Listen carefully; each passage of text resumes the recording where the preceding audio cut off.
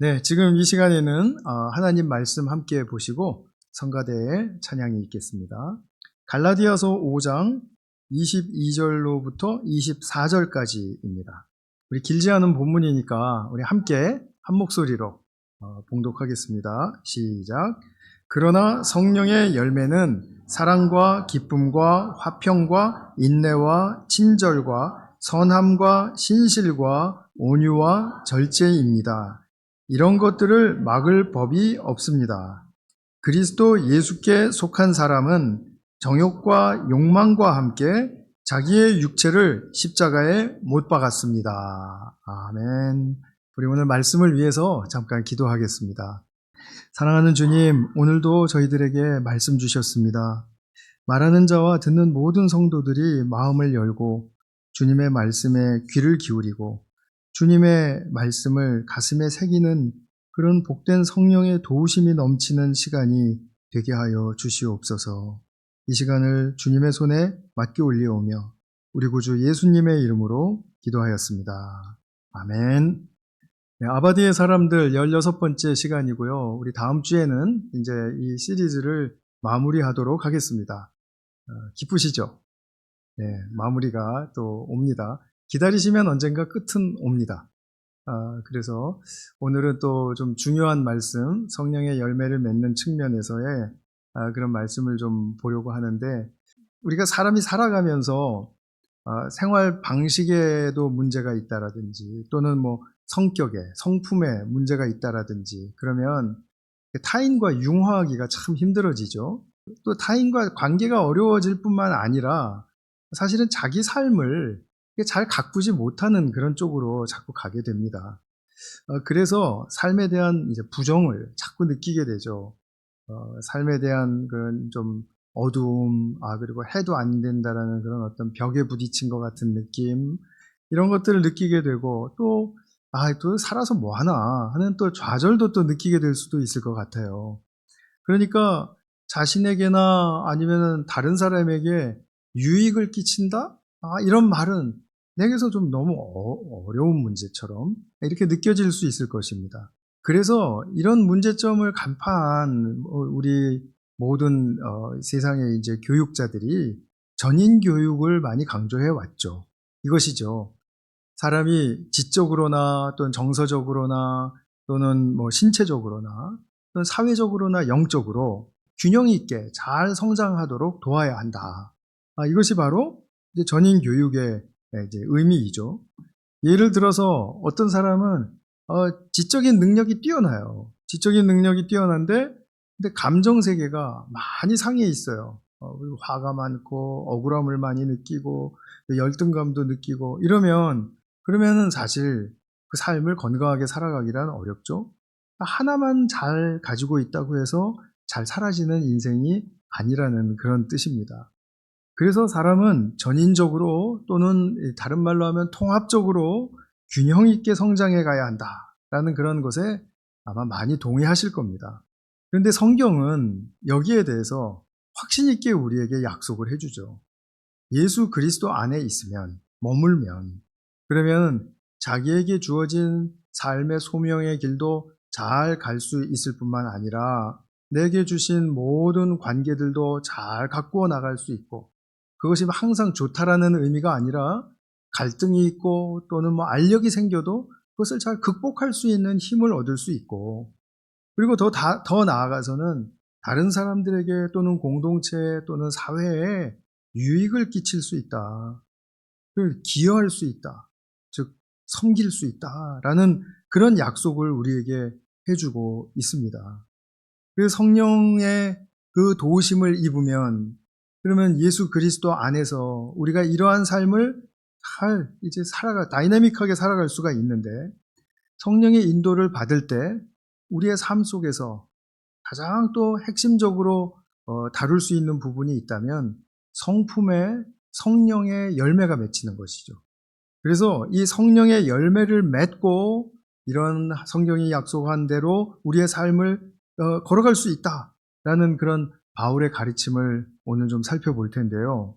그런데 이 바울이 이것을 가르치는 배경이 상당히 논쟁적이고 전투적이고 그리고 격렬한 그런 언쟁 가운데에서 이렇게 나오는 말씀이기 때문에 그러한 것들을 좀 염두에 두시고 왜 이 말이 나오기 위해서 이런 배경이 있었을까에 대한 그런 좀 배경을 살피는 것부터 좀 시작을 해보도록 하겠습니다.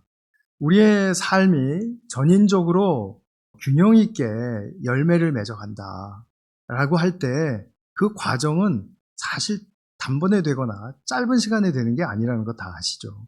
굉장히 긴 과정이 요구됩니다. 내가 뭔가 한 단계에 이르렀다 할지라도 그 단계부터 다시 시작하는 또 다른 단계가 열리게 되고, 그래서 우리는 사실은 이제 하나님 곁으로 돌아가기 전까지 이 세상에서의 삶을 다하기까지 그런 삶의 긴 과정을 나름대로 잘 걸어갈 수 있어야 될 것입니다. 바울은 삶의 이러한 속성을 잘 알았죠. 그리고선 염두에 두고 하는 말씀이, 그러니까 우리가 살아가면서 성령의 인도를 잘 받아야 한다. 지금 이 얘기를 해주고 있습니다. 우리 5장에서만 하더라도 5절에 보면은 그러나 우리는 성령을 힘입어서 믿음으로 의롭다고 하심을 받을 소망을 간절히 기다리고 있습니다. 성령을 힘입어서 우리가 믿음의 소망의 길로 나간다. 좀 더 긍정적이고 좀 더 능동적으로 나갈 수 있게 해준다. 이런 말씀이죠. 16절, 성령께서 인도하여 주시는 대로 사십시다. 성령의 인도하심에 좀 우리가 깨어 있으십시다. 지금 이런 말이죠. 그리고 17절, 육체의 욕망은 성령을 거스른다. 그리고 성령의 바라시는 것은, 성령의 바람은 육체를 거스른다. 여기서 육체라는 것은 우리의 살덩어리를 이야기하는 게 아니라 우리가 몸으로 나타내는 행실, 방식, 이것을 이야기합니다. 그러니까 우리가 살아가는 방식에 있어서 욕심을 갖는 것은 성령을 거스른다. 그리고 성령이 원하시는 것은 우리의 육체의 이 방식을 거스른다. 이런 말이 됩니다. 이것을 한번 좀 잘 생각을 해 두시기 바랍니다. 그리고 18절에 보면 성령의 인도하심을 따라 살면 율법 아래 있지 않다. 좀 굉장히 좀 놀랄 만한 말이에요. 그런데 이 말씀 좀 기억해 두시고요. 22절에 보면 성령의 열매는 사랑과 화평과 이런 쭉 이야기를 하죠. 그래서 9가지의 덕목을 이야기합니다. 여기서 우리가 좀 피해갈 수 없는 그런 의문이 생기는데, 성령이 인도하심을 따라가면 우리가 왜 율법 아래 있지 않죠? 그 문제입니다. 근데 이제 우리가 왜 율법 아래 있지 않다고 그렇게 지금 사도 바울은 이야기하는 거냐라는 거죠.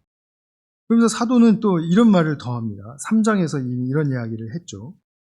율법을 행하는 행위로 성령을 받았는가? 아니면 믿음의 소식을 듣고 성령을 받았는가?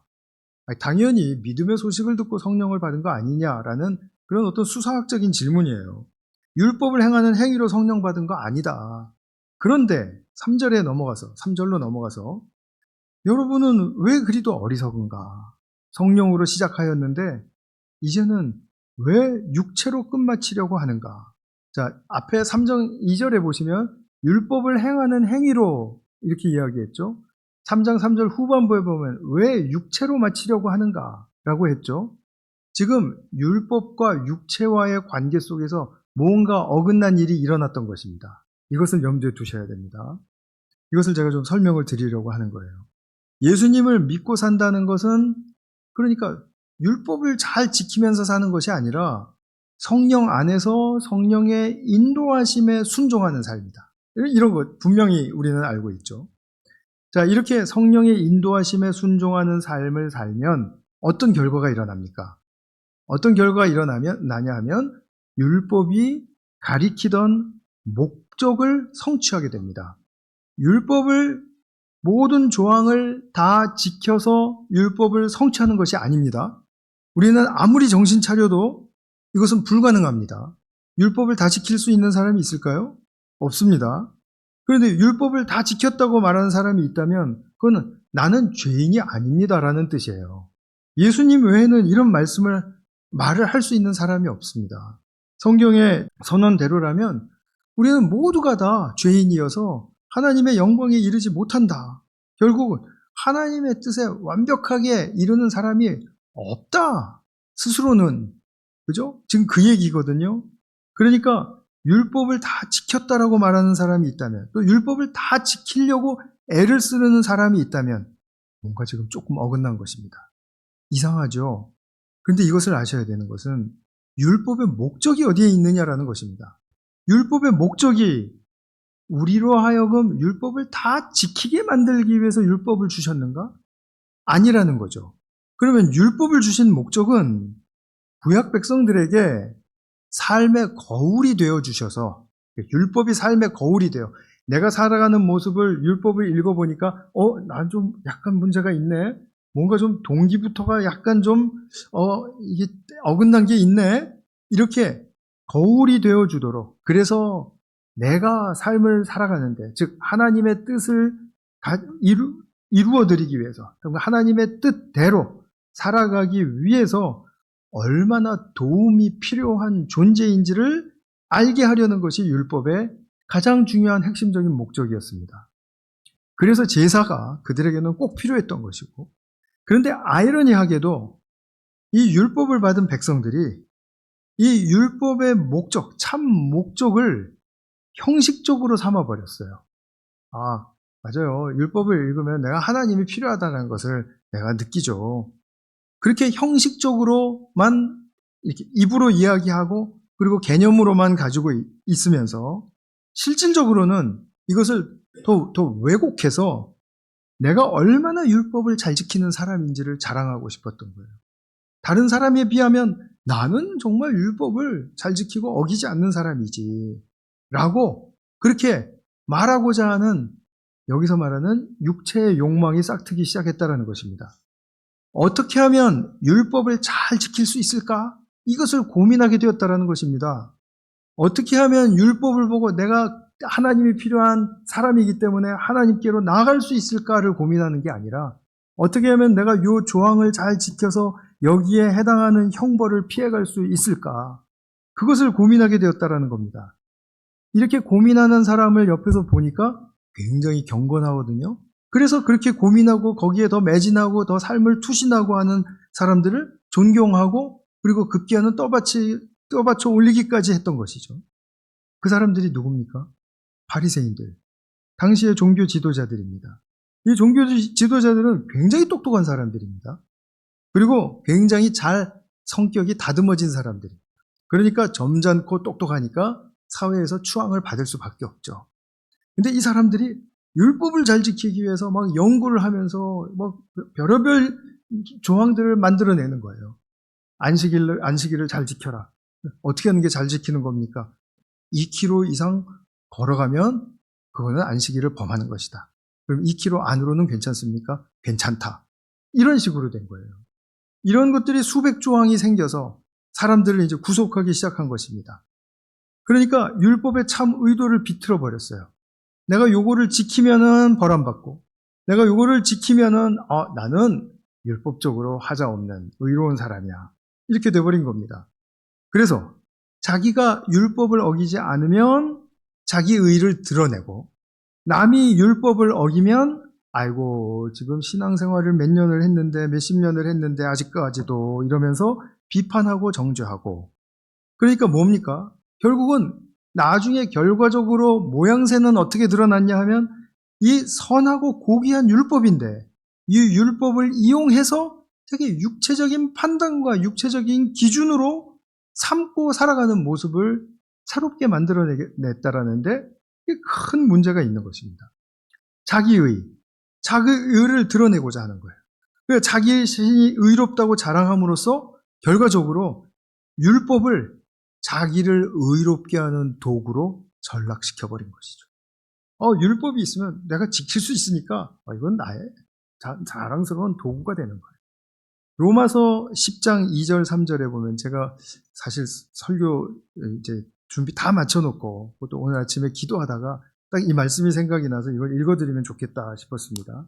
사도 바울이 자기 유대인 동족에 대해서 이런 말을 합니다. 잘 들어보십시오. 로마서 10장 2절 3절입니다. 나는 증언합니다. 그들은, 나의 동족은 하나님을 섬기는데 열성이 있었습니다. 열심을 인정을 해요.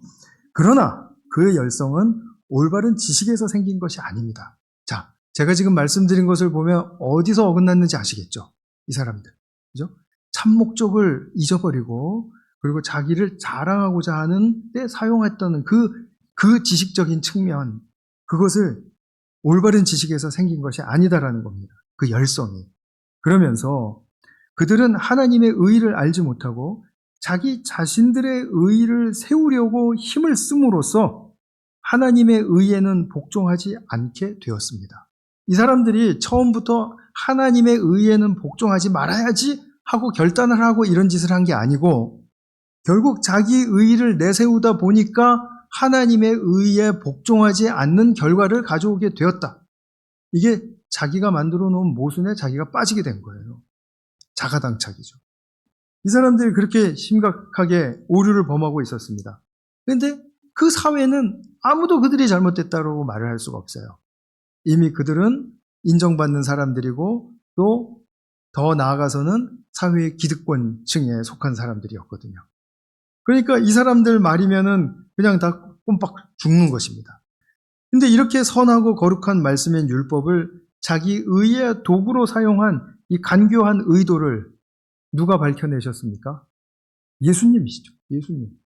예수님만이 바리새인들, 사두개인들, 또 뭐 율법학자들, 또 서기관들 그냥 대놓고 질타하시고 욕까지 하시고 이 사람들은 독을 품은 사람들이라는 거예요. 그렇게 해가지고 사람들을 잘못 오도하니까 야, 맹인이 지금 사람을 인도하는 거랑 똑같네. 돌아가다가 너도 구덩이에 빠지면 따라오던 사람들도 구덩이에 빠지는 거 아니냐 하시면서 예수님이 굉장한 의분을 이 사람들에게 막 내치셨던 것이죠. 이 바리새인을 간파한 예수님과 같이 갈라디아 교회를 지적하는 바울, 지금 여기에 굉장히 동일한 맥락이 흐르고 있습니다. 갈라디아 교인들이 처음에는 성령으로 시작을 했는데 아까 3장 2절에서요. 시작을 했는데 어쩌자고 지금 육체로 끝내려고 하는가. 그러니까 아무리 율법이 선하고 고귀하다 할지라도 이것을 육체의 도구로 사용하면 그것은 자기가 거룩한 모습이 아니라 육체로 사는 세속적인 수준보다도 더 변질된, 종교적으로 변질된, 조금 심하게 말씀드리면 냄새나는 그런 모습으로 사는 것이다.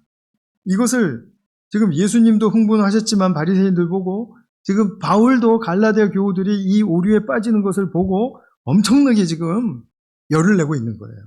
그래서 사실 갈라디아서를 보면은 바울이 심한 말을 참 많이 합니다. 심한 말. 당신들 할례 좋아하지? 잘라버려. 이럽니다. 섬뜩하시죠? 사도 바울의 입에서 그런 말이 나오다니.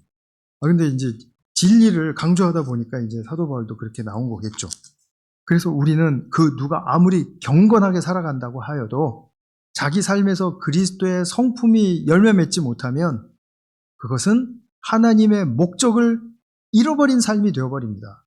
하나님의 전인 교육에 지금 혜택을 전혀 못 받고 있는다라는 것 아시겠죠? 하나님이 그냥 하나 잘 되면 그래 그거 하나 잘 됐으니까 다음 거는 잘 못해도 돼 이렇게 하시는 분이 아니라는 겁니다.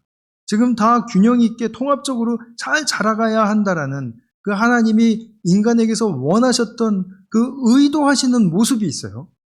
그 모습에 이르려면 지금 하나 한 걸음 한 걸음 한 걸음이 다 우리에게 나름 도전이 되고 그리고 또 은혜의 힘을 얻어서 그것이 잘 성장해가고 그럼으로써 그런 자라간 모든 부분적인 모습들이 통합되어서 전인격적인 total person으로 total complete person 그죠? 그러니까 온전한 사람으로 이렇게 나아갈 수 있도록 이렇게 해주신다라는 겁니다. 그래서 사도 바울이 이제 중요한 말씀을 이제 하죠. 5장 6절에 보면 가장 중요한 것은 무엇이냐? 믿음이 사랑을 통하여 일하는 것이다. 지금 갈라디아 교우들이 율법으로 돌아가서 율법도 지키면은 우리가 더 경건해 보이고 더 하나님께 합당한 모습이다 이렇게 잘못 이야기하고 있는 것을 완전히 확 뒤집어 버리는 말씀이세요. 믿음이 사랑을 통하여 하는 것이 가장 중요하다. 그리고 5장 14절 이것은 제가 늘 여러 번 말씀드리는 말씀인데 모든 율법은 내 이웃을 내 몸과 같이 사랑하라 하신 한마디 말씀 속에 다 들어있다. 다. 그러니까 내 이웃을 내 몸과 같이 사랑하는 삶이 실현되고 있어요. 그렇다면 그것은 무엇을 의미합니까? 모든 율법을 성취하는 길로 들어온 거예요. 그리고 이웃을 내가 오늘 사랑을 했습니다. 내 몸과 같이. 그럼 어떻게 된 겁니까? 내가 오늘 지켜야 할 모든 율법을 다 성취한 거예요. 율법 조항을 따라서 내가 뭔가를 살아서 되는 게 아니라 이와 같이 믿음과 사랑의 핵심적인 우리의 삶의 창구를 통해서 나아갈 때에만 이 모든 율법은 성취되고 이루어지는 것이다. 이것을 이야기하고 싶은 거죠. 그래서 성령의 인도를 받는 생활은 추상적인 것이 아닙니다. 성령이 말씀하시는데 뭐 이렇게 이리로 갔다 저리로 갔다가 또 뭔가 보였다가 안 보였다가 이런 게 아니고요. 구체적인 사랑의 삶이 바로 성령의 인도를 받는 삶입니다. 성령 생활은 통제가 목적이 아닙니다. 이렇게 사람들을 뭐 이렇게 뭐 묶어가지고 나를 이렇게 뭐 이렇게 조종을 해가지고 이것이 되게 만들고 뭐 이렇게 하는 통제가 목적이 아니에요. 성령의 인도하심 속에는 컨트롤 이슈가 전혀 없습니다. 전혀. 그렇기 때문에 우리가 때로는 막 나가도 그래서 뭔가 제재가 안 들어오는 거예요. 그게 무서운 거라는 걸 이제 나중에 알게 되지만 그러면 성령 생활은 무엇인가? 통제가 목적이 아니라 격려다. 서로를 선행을 격려해 주는 것이다. 또 사랑이 주는 자유를 누릴 수 있도록 내가 사랑을 해주는 것이다. 내가 저 사람을 막 통제하고 막 뭐 윽박지르거나 아니면 뭐 지적질하거나 그러면 그 사람이 나에게서 자유를 누릴까요? 못 누리죠. 그런데 사랑해주고 야 잘했어. 근데 다음에 더 잘할 수 있어. 이렇게 실망하고 할 때 격려해주고 이렇게 위로를 주면 그 사람은 그래 나 더 잘해볼 수 있어. 자유를 누리죠. 저 사람이 옆에 있으면 내가 더 많은 자유를 누리는 것 같아. 우리가 이것이 참 중요하다는 거죠. 근데 율법 중심의 삶에는 항상 분란이 많습니다. 늘 옳고 그른 것이 가장 먼저 이슈에 떠오릅니다. 저게 옳은 거야, 그런 거야. 그게 이제 어느 정도 되면은 더 옳은 거를 찾아야 돼요. 더 그른 것을 또 찾아야 돼요. 그러다 보니까 자기는 옳아요. 그런데 다 옳지는 않거든요. 근데 남들보다는 덜 그릇되게 살아요. 근데 남을 보니까 저 사람도 옳은 면은 조금 있거든요. 그런데 나보다 더 그릇되게 살아요. 이런 식으로 사는 삶에 평화가 있을까요? 위로가 있을까요? 아니면은 뭔가 긍정이 있습니까? 서로 보고 그냥 헐뜯기에 바쁜 거죠. 그래서 자기는 나는 그래도 좀 더 낫지 라는 것으로 옳음을 주장하고 그리고 저들은 그래도 다른 사람들과 저것도 더 아니잖아. 그름을 주장하죠. 그런데 상대도 똑같이 응대해요. 그러니까 이게 뭐 끝이 있겠습니까? 끝은 있습니다. 이런 방식에 붙들리게 되면 5장 15절에서 말씀합니다. 5장 15절에서 서로 물어뜯고 잡아먹고 하면 피차 멸망하고 말터이니. 여러분 누가 서로 물어뜯고 잡아먹고 하는 그런 가운데 휘말리시지 않기 바래요. 나까지 피해를 입어요. 그래도 이 사람들이 조금 낫지. 이 사람들은 이거 그래도 아니지. 이렇게 생각하시지 말자라는 겁니다. 나를 위해서. 또 우리 공동체를 위해서. 교회가 이렇게 율법 중심이면 어떻게 될까요? 옳고 그런 거 따지고. 그럼 어떻게 됩니까? 물어뜯고 잡아먹고 멸망합니다. 멸망하게 됩니다. 갈등을 빚고 분열에 이르게 됩니다. 자, 그럼 분열을 이르게 된 이제 각 파 사람들을 만나서 당신들은 어떻게 해서 이렇게 됐습니까? 그러면 우리가 잘못했는데요. 그냥 나왔어요. 아니면 깨졌어요. 깨트렸어요. 그냥 이렇게 말하는 사람이 있습니까? 없습니다. 다 우리가 옳은 것입니다.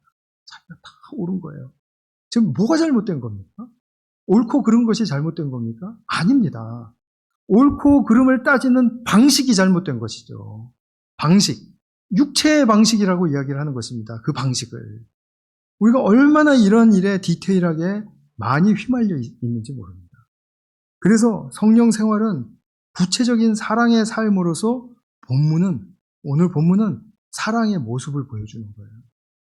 성령의 열매는 사랑, 기쁨, 화평 이렇게 해서 9가지를 말씀했죠. 한번 다시 읽어보겠습니다. 사랑과 기쁨과 화평과 인내와 친절과 신실과 또 온유와 절제. 뭐 하나 빼먹은 거 없죠? 선함. 이렇게 항상 빼먹기도 합니다. 자, 그러면 이 9개 얘기했는데 이 9개에 해당하는 이 모습들이 다 성품적인 요소를 지니고 있다는 것을 보시고 있죠. 다 내 성품에 관련된 문제들이죠. 직결되어 있죠. 그리고 이 9가지의 항목들은 전부 내가 맺고 있는 관계의 아주 중요한 요소들이죠. 내가 저 사람을 사랑한다. 그럴 때 마음으로만 사랑하는 것은 사랑이 아니고 사실 뭔가 베풀어준다. 말 한마디라도 잘해준다. 사랑이죠. 내가 저 사람 때문에 기쁘다. 내가 저 사람과 얼마나 화목하게 지내고 있는가. 나는 저 사람을 얼마나 참아주고 있는가. 나는 저 사람에게 얼마나 친절한가. 다 뭡니까? 관계를 잘 가꾸어가는 요소들이죠. 나의 성품과 관계에서 중심이 되는 이 성령의 열매들, 이것은 다 우리 안에서 빚어져 나오는 것입니다. 그렇게 나오도록 되어 있는 것이죠. 그래서 내 이웃을 내 몸과 같이 사랑하라 라는 말씀 속에서 지금 우리가 적용할 수 있는 항목이 적어도 오늘 9가지가 나온 겁니다. 그죠? 사랑하고 기뻐하고 화평하고 인내해주고 등등. 얼마나 이게 복된 모습이냐라는 것입니다.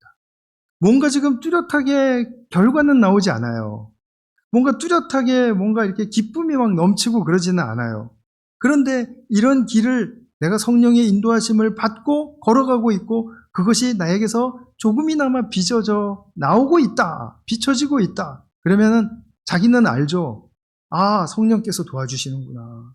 내가 할 수 없는 것을 성령이 도와주시는구나. 그러므로 나의 지금 이렇게 살아가는 모습은 얼마나 하나님의 사랑에 합당한 모습인가. 거기서 자기 삶에 대한 정말 좋은 자부심도 얻고 그리고 좀 더 깊은 동기부여도 얻고 그래서 내가 이렇게 살아가는 것이 옳으니까 내가 혹시라도 내 성질이 좀 나쁜데 성질 날 때는 내가 좀 참고 이렇게 한번 해봐야 되겠구나. 이렇게 할 때 이것은 아주 작은 자기 자신에게만 속한 하나의 결단의 문제인 것 같지만 이것이 다듬어지고 빚어져서 내 삶의 열매로 나타나게 되면 내 주변의 많은 사람들이 유익을 얻는다라는 것. 나의 공동체가 유익을 얻고 기뻐한다라는 것. 얼마나 중요한 문제입니까? 우리가 이런 관점에서 삶을 보고 우리의 성품과 관계를 들여다보면 그럼 이것은 엄청나게 복된 길이라는 사실을 우리는 알 수가 있습니다. 우리 교회가 애를 쓰고 있는 모습이 바로 이러한 방향에 잡혀 있어야 되는 것이고 또 그냥 무작정 가는 것이 아니라 이것이 가져다주는 순간순간에 가끔 가다라도 있는 그런 기쁨과 그리고 또 보람, 의미, 가치 이런 것들이 느껴질 때 우리는 삶에 더 큰 힘을 얻게 된다라는 것을 우리에게 너무나도 중요한 사안이 되는 것입니다. 그런데 오늘은 참 반전이 많습니다. 이 말씀, 우리가 이렇게 살아야 한다. 사랑해야 한다. 내가 살고 있는 어떤 곳에서든지 나는 사랑해야만 한다. 나의 모든 관계가 다 이래야만 한다. 라고 할 때 그것은 다시 율법으로 돌아가는 방식의 삶이 됩니다. 이렇게 되어야만 하고 저렇게 되면 안 되고 아직은 아니고 우리가 다 같이 걸어가고 있거든요. 그런데 그것이 아직 시간상 더 기다려야 할 문제인데 안 나타났다고 해서 우리는 틀렸고 우리는 이건 안 되는 거고 이런 식으로 완벽주의적인 성향에서 나오는 말들을 종종 듣죠. 기다려주지를 않으니까 다시 육체의 방식으로 돌아가는 모습이에요. 나 이게 좋아요. 생각해 보세요. 난 예배를 사랑해요. 그래서 우리는 예배를 드려야만 해요. 예배를 드려야만 한다. 그래서 나는 예배를 드린다고 이렇게 이제 5년, 10년째 이렇게 가다 보면은 결국은 뭡니까? 예배를 드리는 것이 율법적인 모습을, 율법주의적인 모습으로 드리는 거예요. 그러면 우리가 이래야만 한다가 아니라, 예배 드려야만 한다가 아니라, 어떻게 말을 해야 될까요? 우리 2주 전에 화요 성서학교에서 이야기 나눴는데요. 우리가 should라는 말을 좀 가급적 빼자. 완전히 빼자. 완전히 빼자. 그럼 어떤 다른 말로 대처할 수 있습니까? 나는 예배 드려야만 해가 아니라 나는 예배 드리는 것이 나에게 너무 소중해. 너무 중요해. 왜냐하면 난 예배를 드릴 때 하나님의 그 임재를 더 가까이 느끼고 거기서 오는 힘을 나는 실제로 내가 받아. 그래서 나의 새로운 삶의 동기부여가 생기고 그리고 내가 일주일간의 삶을 살아갈 때 적어도 내가 이런 모습 속에서는 내가 하나님께 더 가까이 나가는 모습을 보여드려야 되겠다는 결단이 세워져. 그래서 나에게는 예배가 너무 중요해. 그래서 난 예배 드리고 싶어.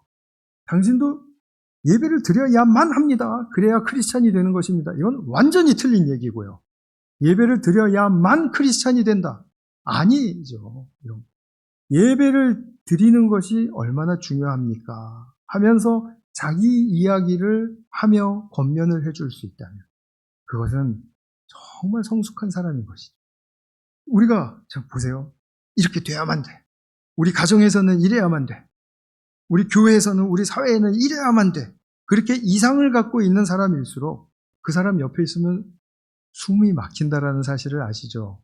이러면 양육을 받는 아이들이 얼마나 숨 막히겠습니까? 이래야 된다, 저래야 된다.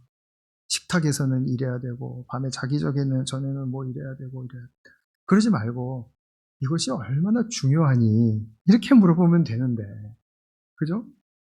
그러면 그런 배우자가 있으면 그 옆에 있는 배우자는 숨 막히는 거죠. 사랑해야만 한다. 이 말이 다시 율법적인 차원으로 육체의 방식으로 떨어질 수 있다는 것. 이제 조금 이해가 되시겠습니까? 그래서 이래야만 한다. should, must. 이 말을 좀 지우시면 좋겠습니다. 그러지 않으면 율법으로 다시 종종 돌아가는 갈라디아 교회와 같은 모습이 됩니다.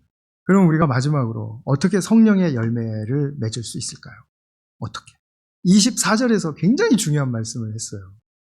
이건 사실 암송 구절이잖아요. 근데 세번역으로도 바꾸는 바람에 이제 암송이 또 잘 안 되고 있죠.